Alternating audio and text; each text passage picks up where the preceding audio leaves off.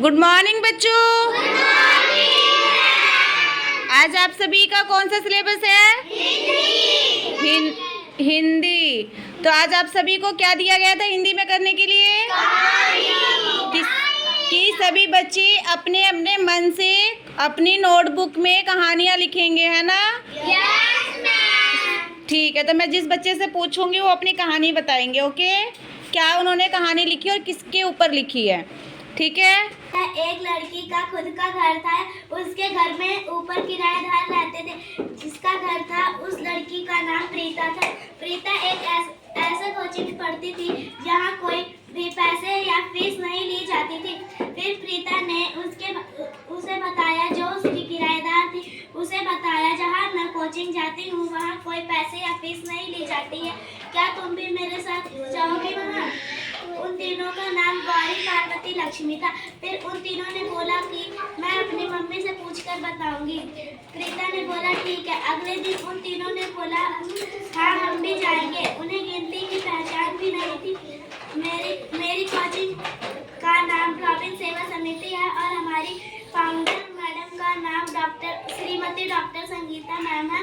जब वह तीनों लड़की उस कोचिंग में गई तो कोचिंग वाली अध्यापिका ने उसे पहले गिनती की पहचान करवाई, फिर कोचिंग का नाम याद करवाया। धीरे धीरे वो भी पढ़ना सीख गए। फिर एक दिन गौरी का जन्मदिन आया। फिर कोचिंग में उसका अच्छे से जन्मदिन मनाया गया। एक बार और वो बहुत गरीब थे, इसलिए प्रीता ने उसे बताया। Very good. और सभी बच्चे क्लैप करेंगे। इन्होंने तो पूरे एनजीओ के ऊपर ही अपनी कहानी पूरी कर ली है ना। अब किसने हाथ खड़े करेंगे? और बच्चे किन की कहानी पूरी है? अंश, शिवम। शिवम आप अपनी सुनाओ। खड़े हो जाओ। अंशु बैठ जाओ बेटा। दी मेरी खिचड़ी वाली है। मेरी खिचड़ी सुनाओ। दी एक राजा था, उसने बोला कि ठंडे पानी में खड़े होने पे 10 लाख रुपए मिलेंगे।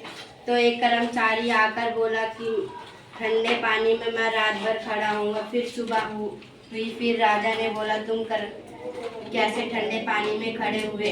तब कर्मचारी ने बोला महल में मोमबत्ती जलती हुई मैं उसको देख रहा था। फिर राजा ने बोला तुमने मेरी महल की मोमबत्ती की रोशनी ली है, मैं तुम्हें 1 रुपये नहीं दूंगा। फिर सुबह हुई। फिर मंत्री खिचड़ी पका रहा था और ऊपर जिसमें खिचड़ी पक रही थी ऊपर लटका दिया था और नीचे चूल्हा जल रहा था। तब राजा आकर बोले कि ऐसे खिचड़ी नहीं पकेगी मंत्री। तब मंत्री ने बोला जैसे उस कर्मचारी को रोशनी मिली है वैसे ही खिचड़ी पक जाएगी, फिर आप खिचड़ी खा लेना। फिर कर्मचारी को बुलाकर राजा ने उसको इनाम दिया। Very good. एक बार सही बच्चे शिवम के लिए क्लैप करेंगे। अंश आप अपनी कहानी सुनाओ।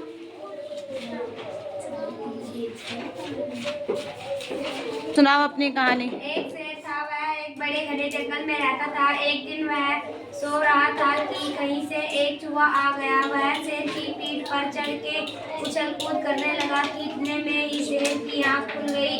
तो उसने चूहे को अपने बड़े बड़े पंजों के नीचे दबा लिया। तो चूहे ने कहा मालिक मुझे छोड़ दो, मुझे खाकर आपकी क्या ही भूख मिटेगी। तो शेर ने कहा कि आज के बाद मेरे आसपास भी मत भटकना।